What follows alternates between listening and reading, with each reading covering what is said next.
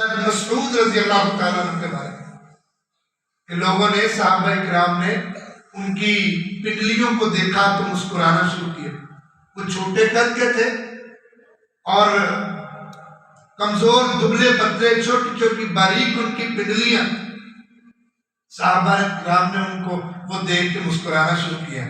تو جب مسکرائے تو انہوں نے شکایت کی اللہ کے رسول صلی اللہ علیہ وسلم یہ میری پنڈلیوں کو دیکھ کے مسکرا رہے ہیں. تو نبی صلی اللہ علیہ وسلم نے پوچھا مما تضحکون کیوں ہنستے ہو, مذاق اڑاتے ہو عبداللہ بن مسعود کا؟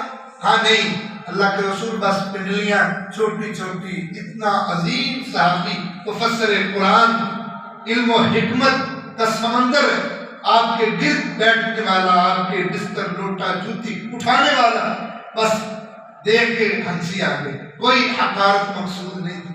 آپ نے فرمایا تمہیں پتہ نہیں ہے واللہ اسقل فی المیزان یوم القیامہ من احد, یہ روز قیامت احد سے بھی زیادہ وزنی نکل آئے گی.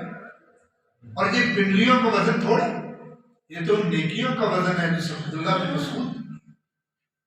تو میرے بھائی آج اپنی 2023 کا پہلا دن ہے, جس طرح سال بدلا ہے اپنے آپ کو بھی بدلیے, تھوڑا سا اپنی نیکیوں کا محاسبہ کیجئے اور اپنے گناہوں کا بھی محاسبہ کیجئے. لوگ کہتے ہیں عقل مند وہ ہوتا ہے جو پرافٹ لاس دونوں کو دیکھتا ہے, جو نفع نقصان دونوں کو دیکھتا ہے. جو صرف نفع کو دیکھتا ہے نقصان کو نہیں دیکھتا وہ ایک دن گر جاتا ہے. ایسے ہی آپ بھی اپنے دونوں پہلوؤں کو دیکھیے. کیا اللہ کے دربار میں کچھ ایسی چیز ہے؟ اللہ نے بھی نصیحت کی ہے, یا ایھا الذین آمنوا اتقوا اللہ ولتنظر نفس ما قدمت لغد. اے ایمان والے ذرا غور کر, رب سے ڈر کے سوچ تو نے کل کے لیے کیا بھیجا ہے. کوئی تیرے پاس نیک عمل اتنے کہ کل اللہ کے دربار میں دکھا کے بچ کے جنت میں چلا جائے؟ یہ دن ہے محاسبے کا. جب چیزیں بدلتی ہیں, دن سال بدلتے ہیں, انسان کو بھی اپنے دن بدلنے چاہیے.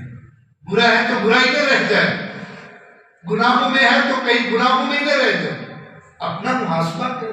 امیر المومنین عمر بن خطاب رضی اللہ تعالیٰ عنہ فرمایا کرتے حاسبوا قبل ان تحاسبوا. اپنے آپ کو میزان میں رکھ کے محاسبہ کیا کرو, کہیں ایسا نہ ہو قبر میں تمہارا حساب لینے کے لیے منکر نکیر آ جائیں اور پھر تمہیں پتہ نہ چلے کہ اب میں نے کیا حساب دینا. تو اس لیے اپنی زندگی میں اپنا محاسبہ کر کے رکھا کرو, کہیں ایسا نہ ہو کہ روز قیامت اللہ کی عدالت میں کھڑے ہوں تو ہمارے چہرے اچھے نہ ہوں, اللہ کے دربار میں کھڑے ہوں.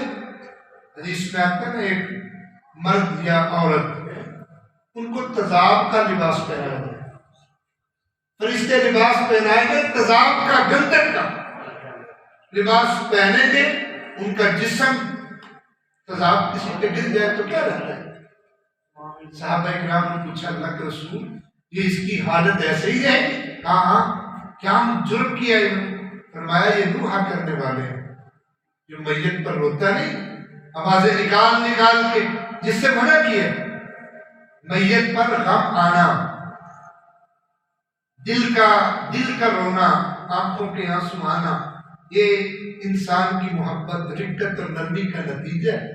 لیکن ایک جزا فضا کرے, میت پر اس کی خامیوں خوبیوں کو بیان کر کر روئے پیٹے, یہ روح ہے. فرمایا اللہ کی عدالت میں مرد ہوا یا عورت ایسی مجرم ہوگی کہ اسے گندک کا لباس پہنایا جائے. عبادہ بن صامت رضی اللہ تعالیٰ صحابی رسول ہے, کہتے ہیں نبی صلی اللہ علیہ وسلم نے مجھے صدقہ لینے کے لیے, زکوٰۃ لینے کے لیے کسی علاقے میں بھیجا تو مجھے ساتھ نصیحت فرمائی, یا